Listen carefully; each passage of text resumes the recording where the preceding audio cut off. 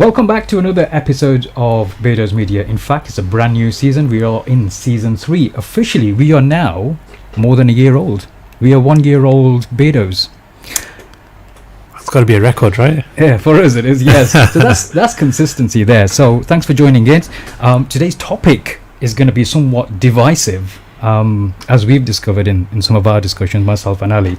And we're going to be talking about, well, I suppose there's going to be a lot of things. There's going to be a concoction of subjects in there. The main overarching subject is going to be a conflict of interest. We've seen conflicts in the last few months since we've been off air. We've seen a lot happening around the world. We've seen people having interest in different things and making their minds up about how or what kind of leans them towards certain loyalties. So to talk about a conflict of interest, we look forward to getting your thoughts. If you are new here, we are live on Facebook, Instagram and YouTube. Your comments, however, are very, very much appreciated. So make sure if you're watching from our Facebook group, the Beardos Media group, that you have given StreamYard, the application, the permission to access your name and your identity, just so that we know who's commenting when you're actually commenting. So more on this just after this.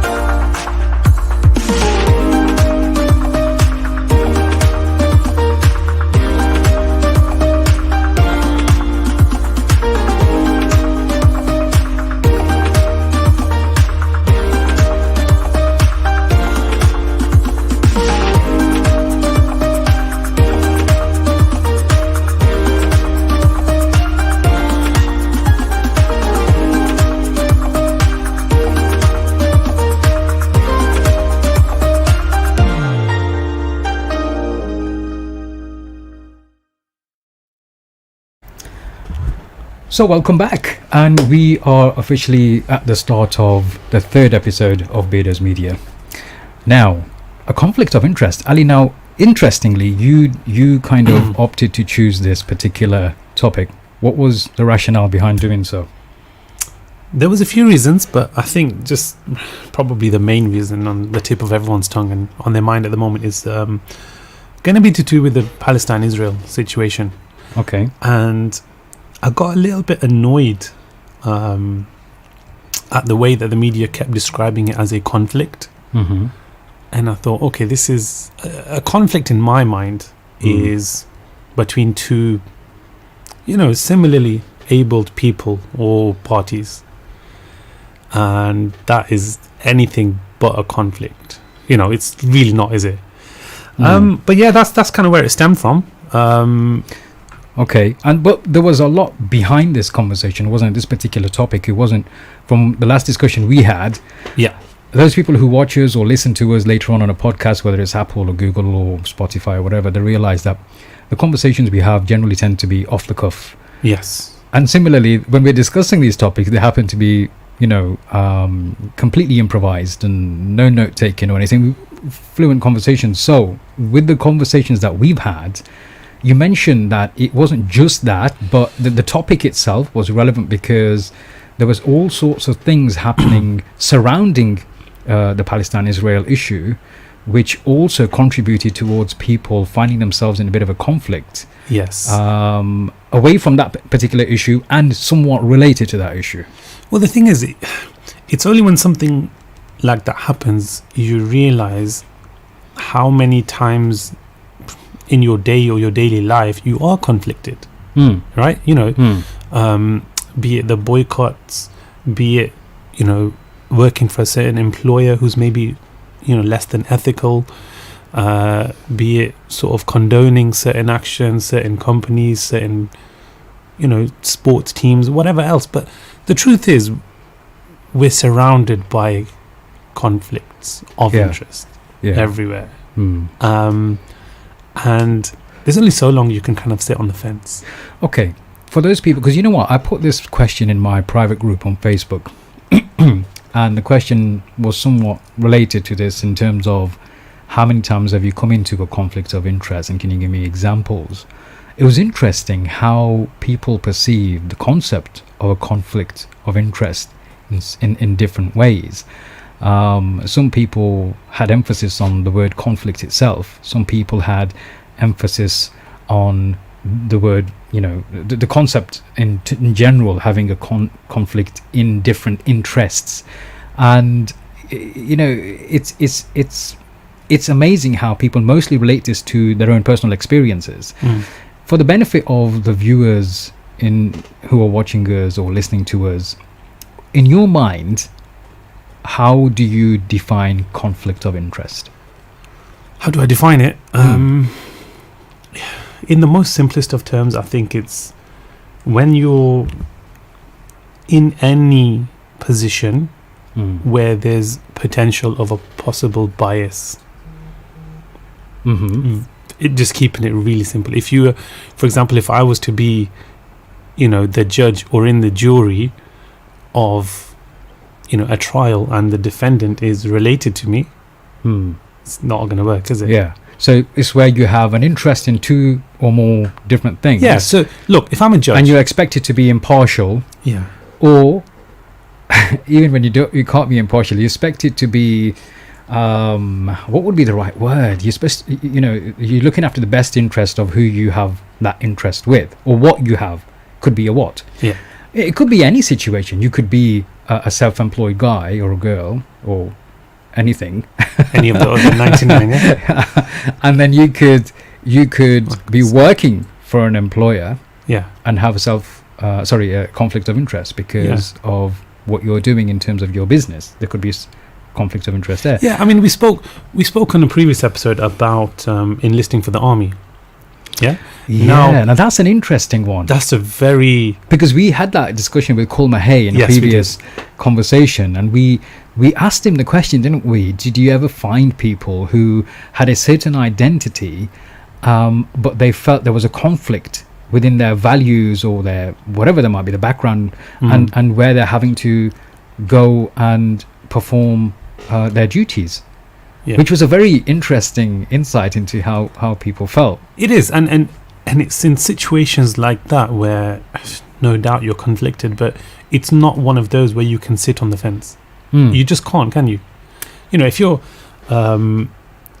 you're directly impacting one party or the other, you're not sitting on the fence, are you? If you enlist for the army, for example, and you're of whatever descent from whichever country, your parents, grandparents, whatever your heritage, and you're asked to go to that country and give them a piece of democracy, as they call it these days, you're not on the fence. You can't sit it out. You are conflicted, but you've picked a side.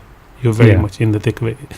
But I think people have a lot smaller conflicts of interest. Look, not everybody's going to enlist for the army, like if or you the have police. 2 wives. Yeah, I mean, it's just as an example. Interesting. It's a genuine example, though, isn't it? Yeah, it is. And simple things like where you spend your money. You see what I mean? Yeah. That's a conflict. I have come across this for so many years now, almost 2 decades. For some people who are a lot younger than us, this Palestine-Israel issue has been relatively new for them on their radar. Yeah. For the last 15 odd years now, 15 maybe longer, 20 maybe years, I remember having a look at the conflict in inverted commas, because it's as you say, it's not really a conflict as such. And I remember even then discussing things with my family about, if there's nothing else you can do, at least don't purchase goods from the settlement areas which are illegal for anybody to use, and people are making commercial, like they're using it for commercial purposes and making a profit from there. At least, stop buying products from outlets which are either distributing them, selling them, producing them there. Boycott them. Simple. And it was amazing how even then people, although they have sympathies towards the Palestinians, they were like, well, how much difference is that really going to make? It's only one bottle of Coke, or it's only one fillet of fish from McDonald's, or they would kind of have their reasons and convince themselves that what little effort they could put in was not worth the effort at all. Yeah, but that's the thing. Everybody sees their own actions as a drop in the ocean, which it is. But then, it's from those drops that the ocean is made, isn't it? 100%, and wow, that's I was going to go. Are you going to quote that now? You're going to make an infographic so, of some kind, your own quote on that. Now it's true though, there's a Punjabi or Urdu saying similar to that. And that's what was on my mind. I just didn't know how to say it. I'll let you roll with it. But, as in the Potwari, it would be Poon Poon Dal Samandar Bante. I had Katra Katra is more probably Urdu. Katra ke saath Samandar Bante, or something like that. But you're right. It's exactly what it is, and it's important, I guess, for anybody in any kind of situation when they feel that they have a conflict, they're conflicting with two separate things. Eventually, it's going to be a case of, well, where do my values lie? Which part of me is more inclined to be stretched this way or the other way? Where am I? What am I more loyal to? I mean, there are times when people. I mean, some people have actually said things like, when it's values, it's not a conflict of interest. It's just your values, whether they allow you to do certain things or not. And I can clearly remember examples of, even in the working environment, where I've felt conflicted in participating in certain activities or doing certain things because they didn't sit well with my values or my belief systems. Yeah. As an example, a very good friend of mine, lovely guy, very successful business owner. If he does an event sometimes in a particular field, as a Muslim, we know that Muslims are forbidden to either drink alcohol and even serve alcohol. Yeah. And there's alcohol served at the tables for these massive events. It's the done thing in those events, so it's the done thing. But for me, it's not. There's a conflict there. Do you know what I mean? They would also, as part of the organization, put together Christmas parties. Now, I know there's a difference of opinion in whether celebrating Christmas for somebody who belongs to or associates themselves with a monotheistic religion, is it even permissible or not, because it contradicts the basic ethos of monotheism. Doesn't monotheism include Christianity? Yeah, this is the thing. Even some Christians don't celebrate Christmas. But anyway, because I didn't attend a Christmas event, somebody unfriended me. They said, we can't be friends. Wow, okay. Yeah. It was like that. And I was thinking, wow. So is that like it's not a mutual respect then, is it really? No, of course not. It's definitely not mutual respect there. I think it's like Eddie says, is a conflict based on your moral compass? Yes, I guess it is. Sarah says it's subjective, definitely, because it can be based on your own ethos system, which I have not really thought about before this conversation.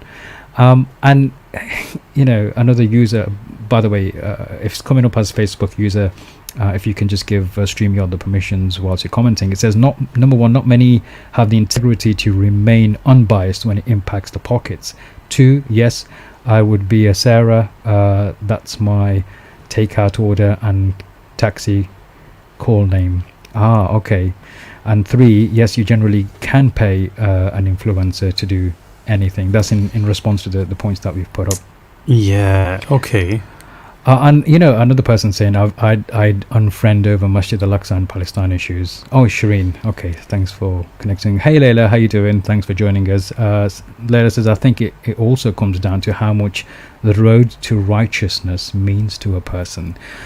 That term righteousness, I think it can be overpowering for some people. You don't have to be a righteous person, in inverted commas, to stand by principles which are objectively correct.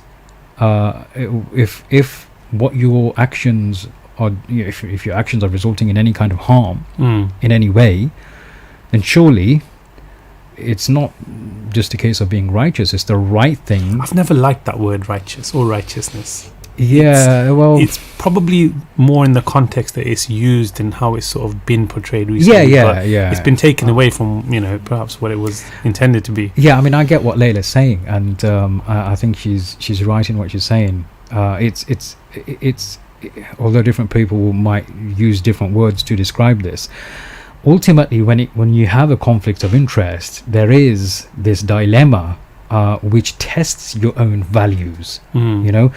When there is a conflict of interest, some people make the admission, hang on, there's a conflict of interest here. It's better that I'm not involved. But then there are people who will find that there's a conflict of interest and they will want to be involved because there's some interest. You lost me, but yeah, okay.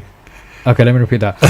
So in some cases where there's a conflict of interest, yes, people have stood by their own values and decided it's better that I don't get involved. Okay. They've made the admission there's a conflict of interest here. It's better that I'm not involved. Yeah. In other cases, there are conflicts of interests, but people have wanted to be involved because there's an interest. Right. Okay. It's something that they're interested in. Yeah. And they can make a quick buck out of it, or a few 100 million, as the case might be with the track and trace. I mean, with certain things, they can use their positions to influence or orchestrate things to be put together for their own benefit. Did you see the image of this? I think he was from Manhattan. It became an Israeli settler basically, and they kicked someone else out of their homes so that he could obviously move in, and he said, "Look, if I don't steal it, somebody else will." And his hands are like this, aren't they? Somebody else will. What's his name? Yaqub.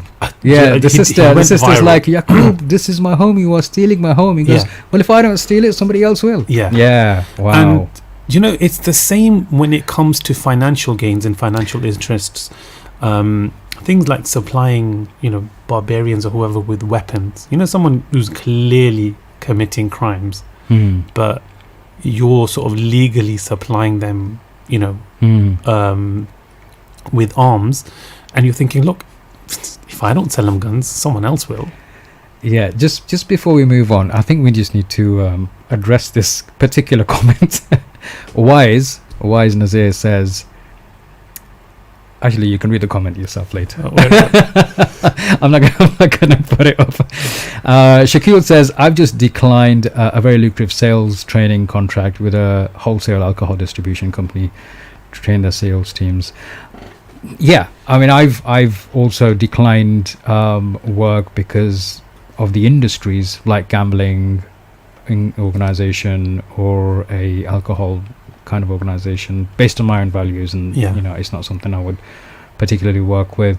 So there's a conflict of interest, but you see, some people say that's your value. It's not really conflict of interest. I would say it's just semantics, and it's all in the same thing. There's two different things here. Yeah, there's one where I won't go into a pub with my mates and drink orange juice because my own values and stuff, I'm not very comfortable with it. I'm not my faith doesn't really allow me to be around where there's being alcohol being served and consumed and sold and all of these things, right?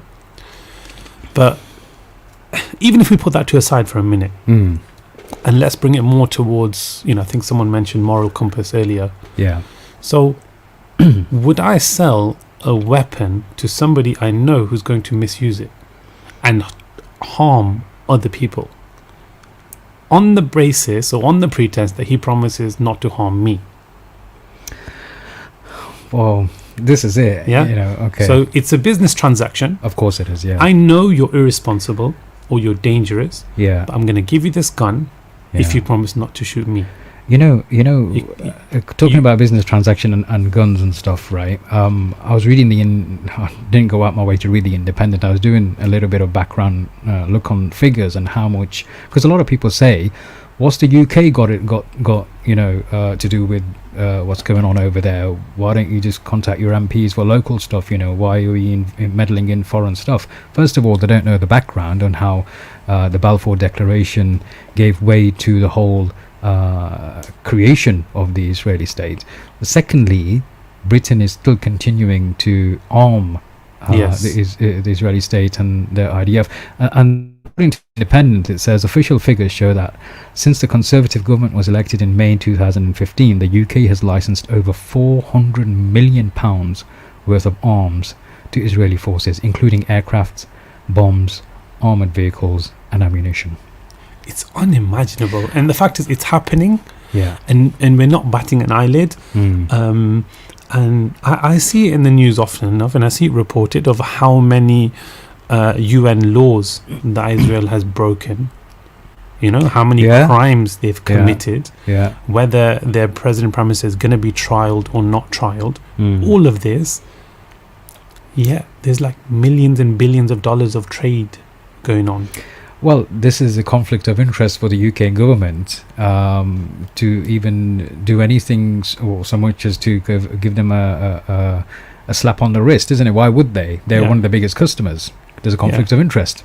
And that's, you can put that down. And I think we can relate to this in our own kind of personal scenarios. You know, I want to buy some shoes. I want to buy a milkshake. Something as simple as a milkshake. Do you even wear shoes? I've never seen you wear shoes. I own shoes. I very rarely wear shoes.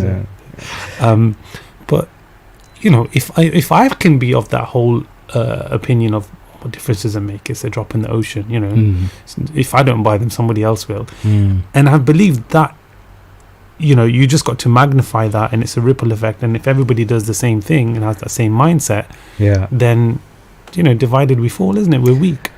Well, Layla says, don't your values ever change though?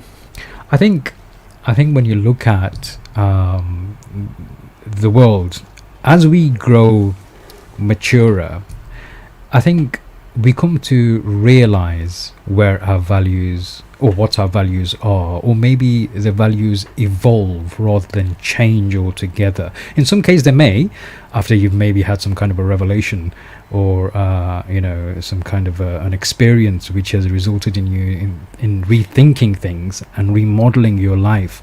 And this is something we do in NLP. When I'm coaching someone, you start thinking about exploring their own thoughts and getting them to realize and discover themselves. And the more you discover yourselves, the more you discover what your actual values are. And they may change, but that doesn't necessarily mean it's a bad thing. No. I think your values can change, but it's not necessarily a bad thing. If your values are based on other people's values, as most of us usually are as we grow up, and they remain that way, either those values have been fantastic, or you've not been active enough to explore what your true values are. So the answer to that question is you can change your values. And you're right, coming back to what you were saying, it's generally a case of people discovering that something's happened. But when you're being given this information from mainstream media, a narrative which is being pushed from a certain direction, although this year I've seen a shift in that when it comes to the Palestinian-Israeli conflict, in inverted commas. But it's only really been the people that have woken up, isn't it? It's not, nothing has changed from, you know, the powers that be and, you know, the media outlets. They still define it as a conflict and define it as, you know, two-way thing, and there needs to be this and there needs to be, but they throw stones, and if they didn't do this, and and it's only from the people, you know, using their own platforms, their own voices, their own social media feeds to highlight, well, actually, it's not really evenly matched. Their homes are being taken, they're being barricaded, they're being denied, you know, medical supplies, medical aid, building materials, pretty much everything and anything. Their homes are being bombed, their libraries, their hospitals. I think the media center in Gaza was bombed, wasn't it? It was targeted.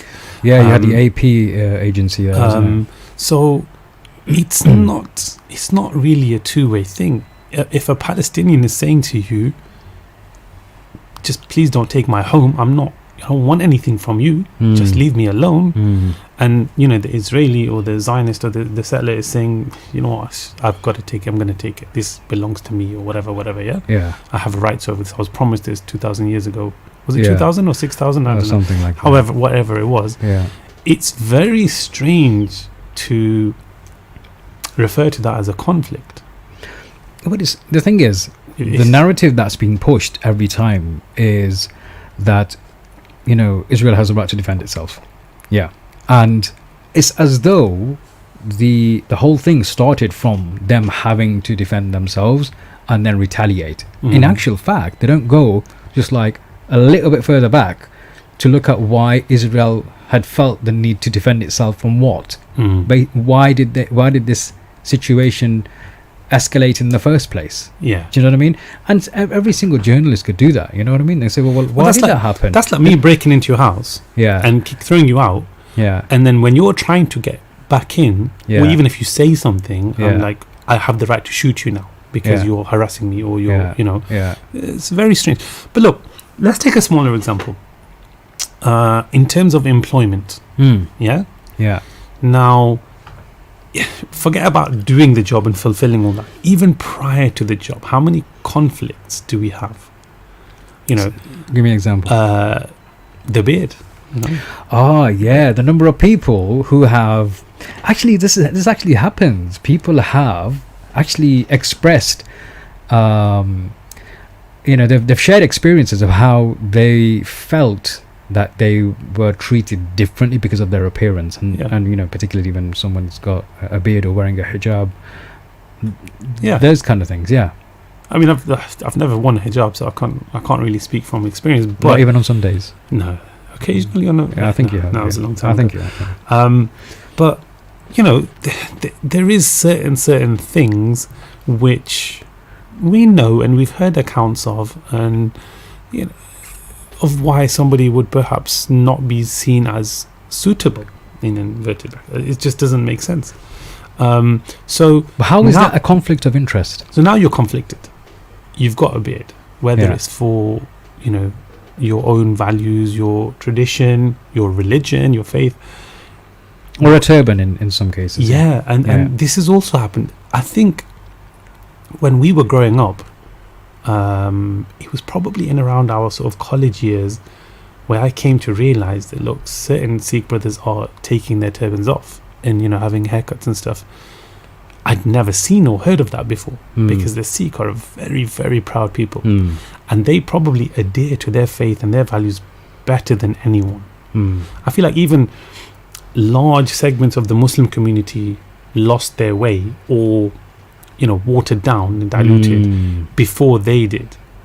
But then as we were sort of coming up, we were realizing, and there was friends around us that would came to college or stuff one day with a haircut. I still remember it. In college, and I was just shocked. But it's only them that really know why they do it. It's not you don't just decide to wake up one day and think, I'm going to... Ali, how is that a conflict of interest? It's a conflict of interest because of the reason that they did it. And this is my next point. They don't just wake up one day and think, I'm just going to take the hijab off. I'm just going to dress this way. I'm just going to, I'm going to go from Muhammad to Mo, or from Samir to Sam. I wonder if any of our audience have ever kind of come into those kind of conflicts. I think somebody mentioned it. Was it mentioned something about I would become a Sarah or something? Oh yes. Shireen mentioned that, didn't she? Yeah, she'd become a Sarah for the taxi. Yeah. And it goes one step further. What then happens is you realize, okay, if you've got a Western sounding name, you're going to be a little bit more accepted. Your opportunities might be better. You might progress a little bit more. So then what do? You give your children, Western sounding names. Yasser says from Khan to Khan. Khan isn't even the start of the chain, man. That's a long... The Khan came a long way afterwards. I don't know whether you ever met... I know where that Sam came from now. From Samir to Sam. There was a Samantha somewhere. There's been a few. I mean, Yasser, we need to have a chat at some point. We need to fill you in. We need to fill you in over a meal at some point. But there's a lot of and I don't want to give examples because it might be referring to somebody's child or whatever. But we have certain names in our sort of background that translate quite well and are very similar to Western sounding names. I don't remember them being as popular as they perhaps are now. And I'm wondering if their parents were ever conflicted in thinking, look, if the name is Western sounding and, you know... I think conflicting, yeah, Ali, but I'm not sure that would fall under conflict of interest category as a subject. I understand where you're coming from, and it's definitely worth something to be discussed, especially given the identity, from an identity perspective. I understand where the conflict is there in the thinking of, what do I call my child being brought up in England, because the name could have an impact on the way they're being perceived. So we've obviously gone a bit further down the line there, but somebody sort of changing their name, the way they dress, the way they look, in order to sort of progress their career is definitely a conflict of interest. I think it's not one you can sit on the fence. And the decision that you're making is directly based on your own gains. You see what I mean? So even though it's conflicting with your tradition, your faith, your values, but your interest now lies somewhere else. It's in the dollar bills. You could use examples of probably sports personalities. Yes. Footballers. Yeah. Some who have kept their religious identity. Mo Salah was a classic example from the beginning, and still is. From the beginning, it was somebody who, I remember there being chants about Mo Salah. I mean, I'm not into football, but you know how footballers have chants for the clubs and stuff, anthems and things.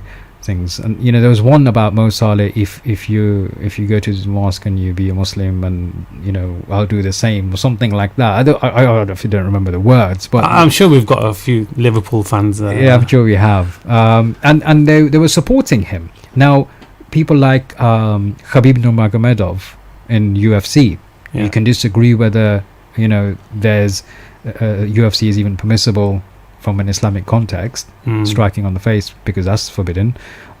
But as his identity, he remained a Muslim. But there have been some people who, despite their identity, they've kind of gone into supporting, or even in cricket, is it Majid Ali? In cricket. The English cricketer. He didn't want to promote a certain sponsor on his shirt, so he loses out on some of his salary. Those are his values.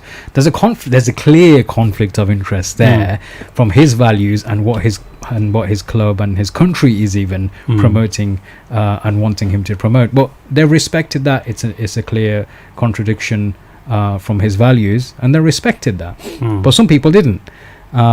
But there's a conflict of interest. That's a classic case of conflict of interest. But in some cases, that even where people have possibly been conflicted within their interest, they've gone ahead. Like we talked about, can you pay influencers to pretty much promote anything if you give them the right amount of money? Shireen says, yeah, you can. And I suppose celebrities are like that in some cases, where even if they don't believe in something, they will. And I'm not saying also about celebrities like that, obviously, but even then, I think there's two or three categories, and I think the lower category is maybe knowing that this this shampoo doesn't give you hair growth to bald people or whatever, but you think, I'm getting paid for it. It's shampoo, and it's not going to work the miracle that they claim, but I'm going to sell it anyway or promote it for money. I get that. It's not, is it moral compass again? Is it right? Is it wrong? It's not great, but okay. But then if selling something that is directly against your beliefs, or promoting the sale of something like alcohol or gambling, it has to conflict with your beliefs. And I guess it comes down to how it's like Layla coincidentally just said, I think we also ought to consider how confident and assured a person is with their identity. Many of us who grew up in immigrant parents will have a fairly fractured and distorted identity. If you're on the fence, you'll go around in circles with conflicts of interest because your interests aren't always clear or firm. 100%. Absolutely. And this is where and this is why I keep saying it pretty much every time I'm online, I say, self-identification, self-discovery. This is why it's very, very, very important. Unless we do that, we don't know what our values are. There was a time I mean, there was a time. Sometimes I get asked to deliver keynote speeches, as you know, and one of the topics which I get asked to deliver repeatedly is success on your own terms. And in there are three things which I feel are very, very important for any individual to work towards being successful on their own terms. One is values, then you've got purpose, and you've got passions. Values is always going to be at the top for me. Now, we can't understand our values until we understand ourselves. How can you understand your values if you don't understand who you really are? And that's what it comes down to. Now, when you understand who you really are, anything which causes some kind of detriment to you or your values, you're going to stay away from. It's as simple as that. So when you're conflicted in the interest of several different things, naturally, you're going to protect the interests which you hold of higher value. Isn't it? Yeah. It's actually true. And that's, I suppose, identity is, it is very important to know exactly. Look, doing your homework in anything is important. And knowing who you are is probably top of the list, right? 100%. For me, it is. At least for me, it is. But I think we live in such a time where it's difficult to. You can know where your interests lie, but then it's difficult to see things for what they are nowadays. Look, you can. We gave the example of shoes or burgers or burgers. Else. Did you just mention burgers? I mentioned burgers again. I'm thinking of burgers. You know what has buying a coffee got to do with the liberation of the Palestinian people? Okay, good question. I mean, you would think that. You'd think there's no relation. You'd think, well, I'm not supporting Israel, and I'm not supporting this genocide or these illegal settlements or anything. Yeah. Just buying a coffee. Well, it's one of the points you put up in the blurb, isn't it? Foodies that love their food, but the food doesn't love them back. Yeah.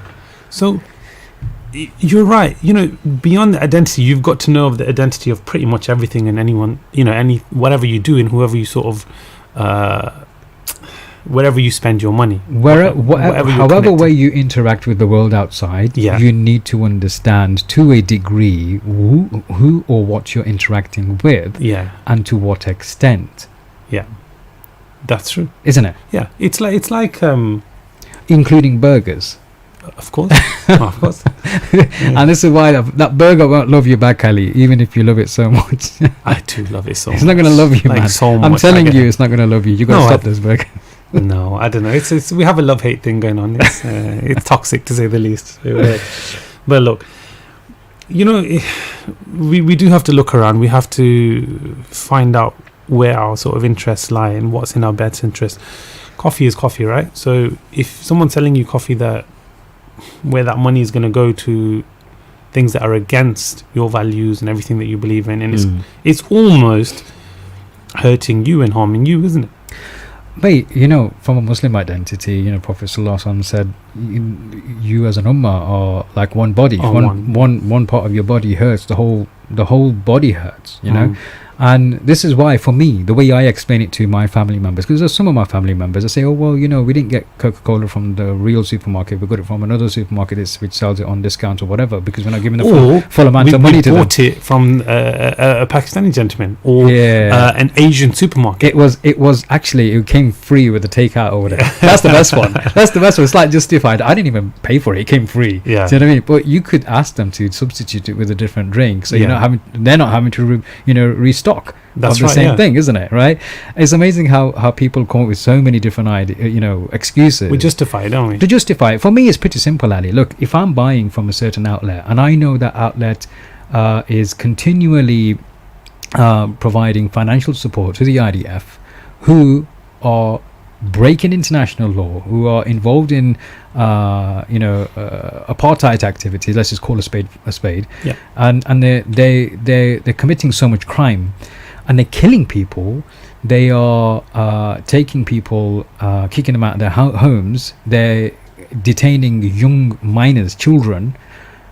Why would I spend with an organization who contributes towards that?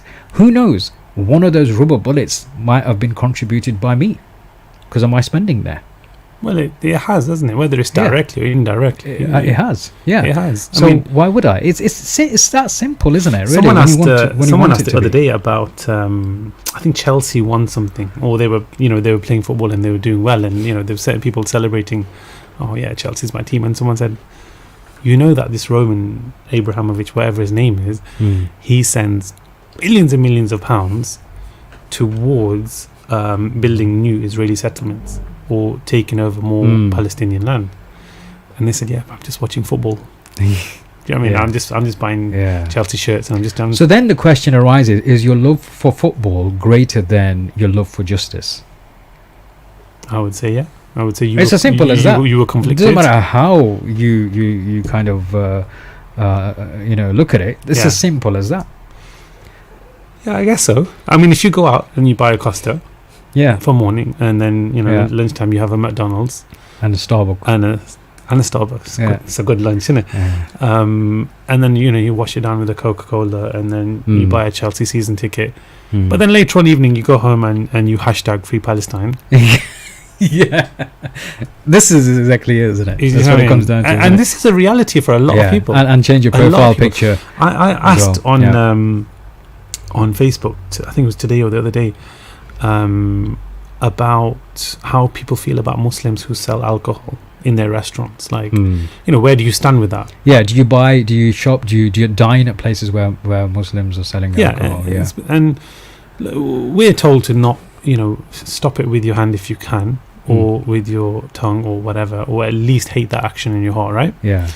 Now, the number of people are quite happy to go to these establishments and say, Yeah, but Ali, it's the I'm not going to consume the alcohol. I'm going to put money in his Exact- pocket so he can go and buy more alcohol. So what's your problem, man? These guys, there's so much variety at this particular place. It's cheaper than the next man down the road, and the chicken tikka masala. In fact, the butter chicken is even better. So Very what's your specific problem? Leave me alone. What is my problem? Leave me Yeah, alone. what- Yeah. I know. I'm exactly the same. And it is a drop in the ocean. If I decide to not go there, Mm. it's not going to close down his restaurant. But if all of us decide not to go there, because we believe that what he's doing is wrong. You know what I think that comes down to? I think that comes down to lack of knowledge of the Islamic principles behind something like that. Okay. I think people. I don't disagree with you there. I think that's right. I think when people have researched that particular subject and the fiqh, the jurisprudence around the sale of goods, and even as how much you can charge as a profit, Mhm. there are certain limitations and certain things. Mhm. Then people would more than understand as to actually there's a reason behind this, and if I'm true to my faith or my values, if these are my values, I need to adopt them 100%. Thing is the same Punjabi lotte da Islam, jitna lotte chu kaddo utna jitna chahiye utna hi kad lo. However much of Islam you want, you take out, the rest you leave, you discard. Again, faith aside, whatever values or principles you live by, you live by them. If you're not, it comes back to what I was saying as one of those quotes that I wrote. If your actions are not reflected in your character. One second, let me see if I can find it.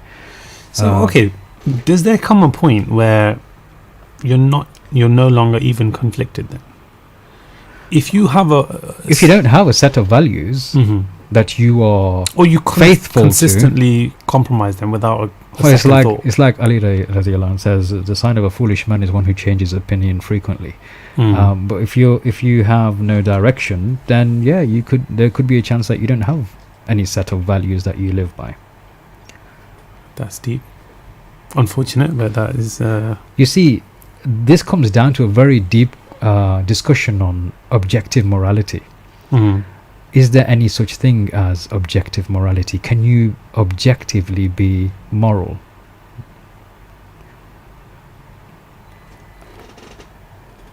By the way, Zahur says Starbucks have denied they support Israel. I'm not sure how legit that post was. Not very legit. No, it actually is. I don't know of that specific post, but I know a little bit enough about Starbucks to tell you that that's not true. Okay, so Layla says, I was shamed by a Muslim lady for buying a Nestle water bottle. She was unable to understand that I physically find it more demanding to drink from larger bottles, not Nestle. So the Nestle one was my only choice, as my local store is a tiny one. People need to use better judgment and be as merciful towards others as we would hope God will be towards us. 100%. I agree that people can be overly judgmental at times, based on what they see, but we only judge by the appearance when it comes to these things, unfortunately. Yeah, we do. People don't have anything else to judge by. But you know, I think there's a better way, in terms of with more wisdom, that dialogue or conversation could have taken place than shaming someone for doing something like that. Educating people. If somebody was to sit down with this lady and say, okay, we've established what you're saying is wrong, but let's move on from that fact now. The way that you've done it, do you think it's effective? Do you think you've carried yourself with Islamic etiquette, with manners, do you actually believe that you've advised somebody in the best possible way? This is the question, isn't it? You see, a lot of people, when they, and I've seen this on the internet, I've been added to WhatsApp groups when the whole Palestine-Israel thing came along, and people getting very, very excited about doing something, which is great. People should always have, implement some kind of attention and effort into, and exerting effort into doing the right thing. But it just as quickly as it rises, as quickly as it dies down. And especially when it comes to the youth, I've noticed from, not that I'm not young, I'm a part of the youth. I'm just from the upper scale of the youth. So when it comes to the lower scale, lower parts of the community in terms of their age, younger community, what am I even saying? I noticed that there's this Josh, there's this like kind of blood boiling energy to get things done, which is fantastic. The lack of consistency, unfortunately, is sad to see, though, because sometimes even within the conversations that they have, they end up saying things, possibly, I would hope that it's not deliberately, but which are quite abrupt and not so full of wisdom in the way they approach things. They're like very down your throat and stuff, like as though they know best. And sometimes it's detrimental. Sometimes it has the absolute opposite of the desired effect. 100%. It puts people off. It puts people off. You just don't want to get involved into a conversation with someone like that again. Yeah. You're just saying, I absolutely love the awareness and stuff that was created over this whole Israel-Palestine issue of recent. But then, was there need for you guys to honk your horns, block the roads, blast your tunes, put your flags in people's faces, or say, kill the Jews or whatever else? Astaghfirullah. That's an extreme thing. That's an extreme thing. Now, if you've got perfectly neutral people, or people with a conscience, and people who just haven't come across it before for what it is, for calling a spade, yeah. Now, they see you guys acting like just ridiculous. The acts, some of these guys partake in aside, I would disagree with you in the getting together of and putting demonstrations together. Demonstrations. Because the world can see then that how much it's upsetting other people around the world that they're not. That these people are being seen. But what does the world see? Does the world see that these guys are, standing up for a cause and they actually have a valid point? Or does the world see that they're just... Yeah, you're always going to get some people who are going to ruin the whole experience and the whole... This is what comes back to this Muslim lady who said, don't drink Nestle water, and just laid into this other sister. That's not the way to do it. No, that's what I mean. There's no wisdom in that. Yeah. And whenever you educate anyone on anything, there has to be you have to use wisdom, you have to use tact, diplomacy, and you have to be wise in the way that you bring that message across. Some different people learn in different ways. Different people will take things from people because of a different approach that they'd used. So it's not always going to be the same approach that works. Do you think a lot of people crumble when it comes to conflict of interests? I think those people, again, coming back to what I was saying originally, those people who haven't truly understood their own values, yes. Those people who understand their values, no. So say they're less likely. They might still have weak moments, but they're less likely. Yeah. So you see it from high profile people quite a lot, is that, you know, when their son or daughter commits a crime, even though they're like a high standing in society, they'll, if possible, they'll want to brush it under the carpet, or they'll want to kind of like overlook it or have it, you know, make it go away. What a conflict of interest. Like, really, is that, if those are not your values, and that is not how you conduct yourself, and that's not the society that you want to see, then what is that? Like, what are you actually doing? Can you come back from that?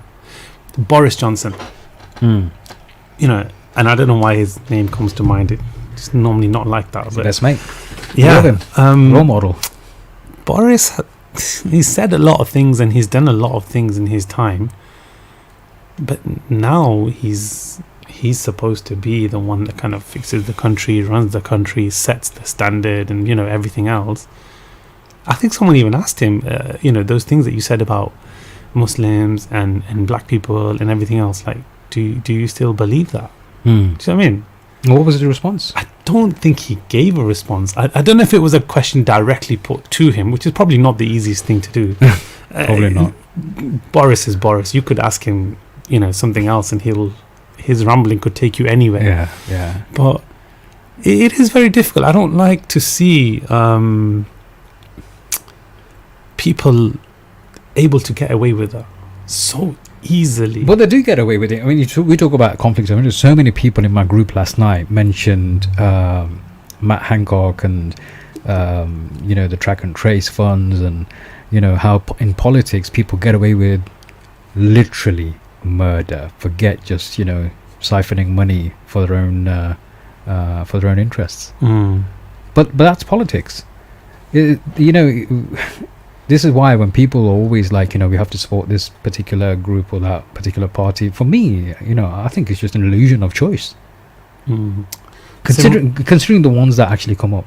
Simra says, "Hey, my brothers, so glad you're back."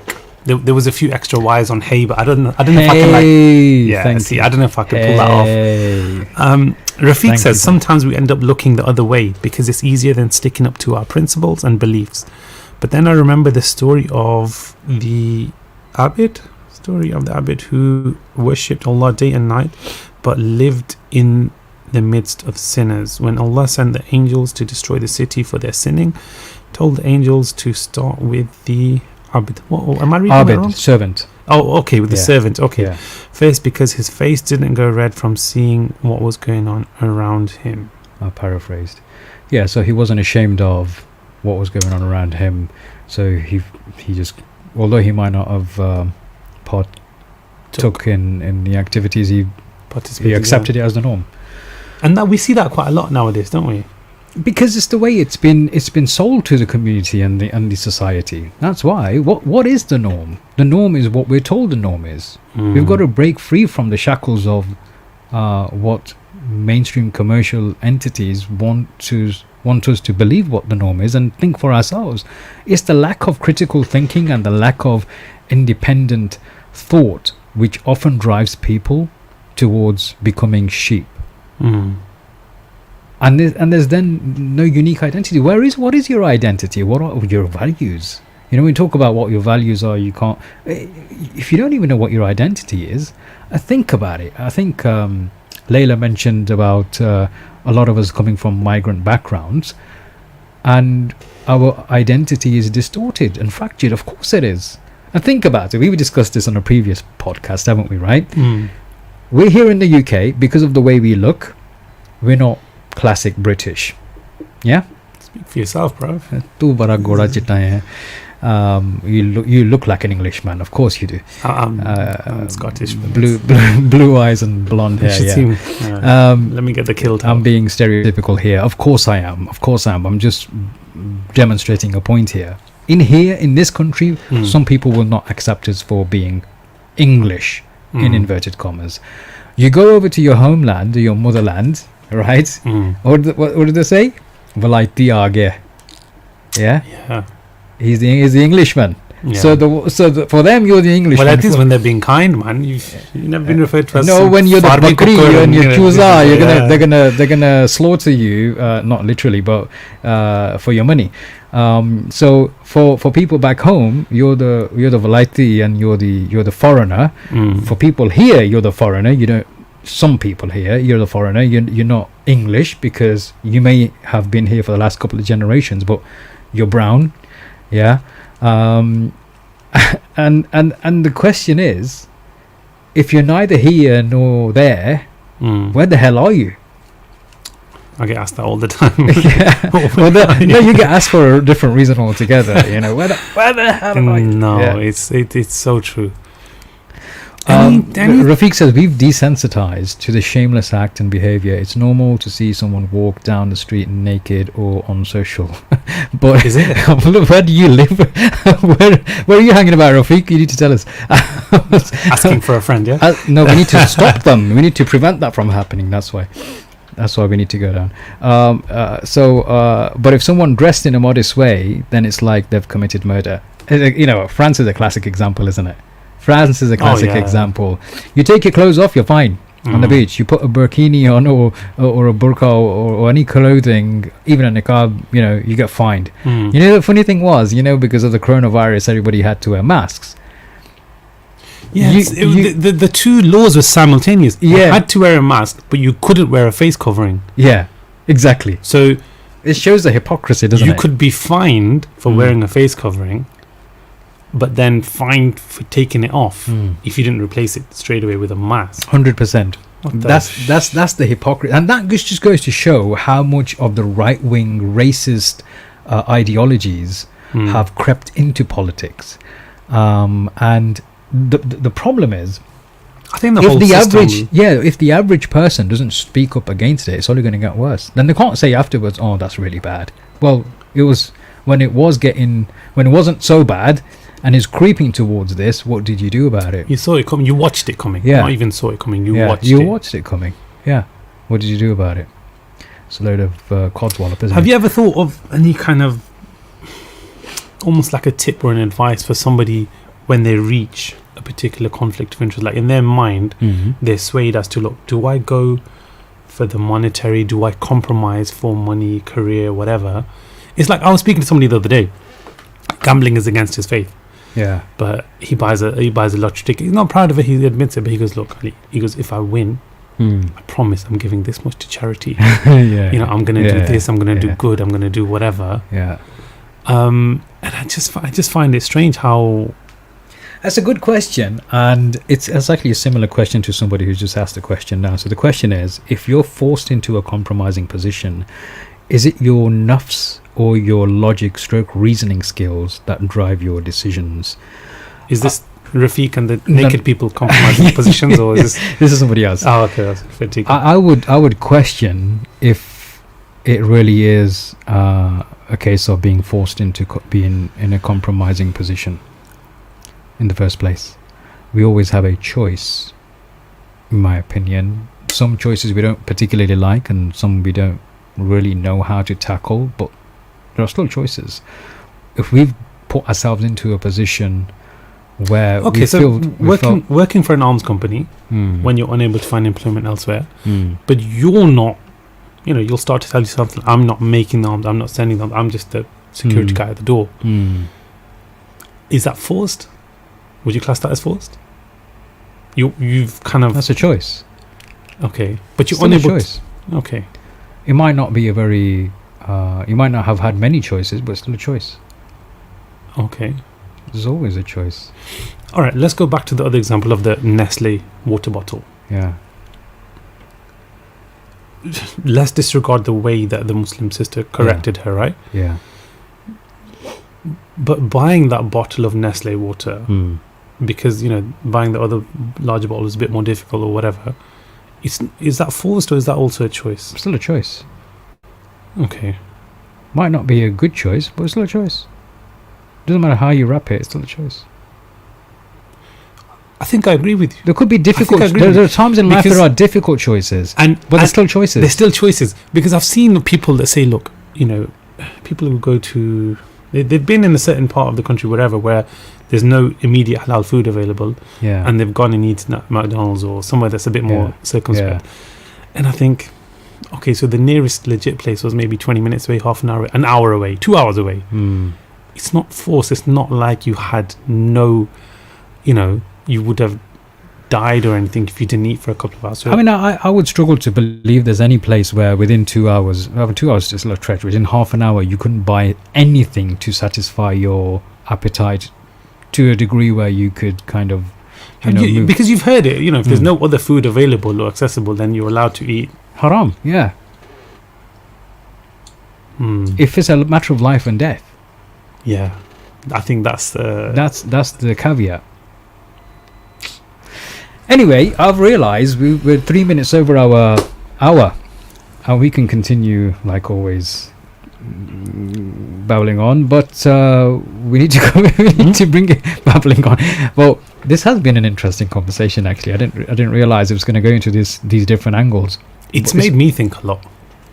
I wonder how many other people who have watched this or listened to this got them to think anything slightly differently. I think somebody mentioned towards the beginning, wasn't it? Sarah mentioned at the beginning that Sarah mentioned at the beginning she didn't think about some of these things until the topic came up. But you're right. You know, there are conflicts of interest in all facets of life. Some are very, very minor. They don't even come across as conflicts of interest, but some could be quite major. Ultimately, from my perspective, if your values, if you understand your values and you understand choices, then you make the choice which fits your values more often than not. We all fall short at times, you know. Like the question about the water bottle, Nestle water bottle. There are sometimes in places like Pakistan, every water bottle is a Nestle water bottle, pretty much, and if I have no other choice, I'll probably end up having to buy one, eventually. So we all fall short, but the reality is there's always a choice. Question is, how much do we understand our own values to understand which choice to make? I think for as long as there's a conscience and we're looking to form somewhat of an informed opinion and do our bits of homework, there's still hope. Yeah, definitely. Indeed. There's still hope. There's still that chance. It's when you switch off, when you allow your moral compass to sway and you lose that conscious thing, then it becomes a very slippery slope, which I hope we can snap out of, because it's kind of where we are as a society right now.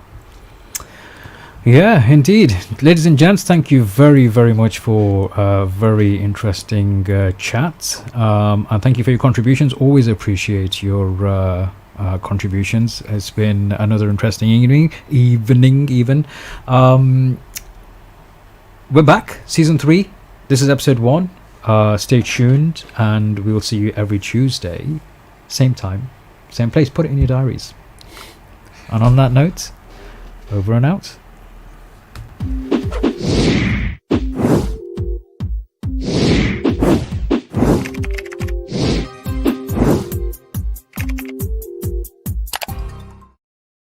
You know what?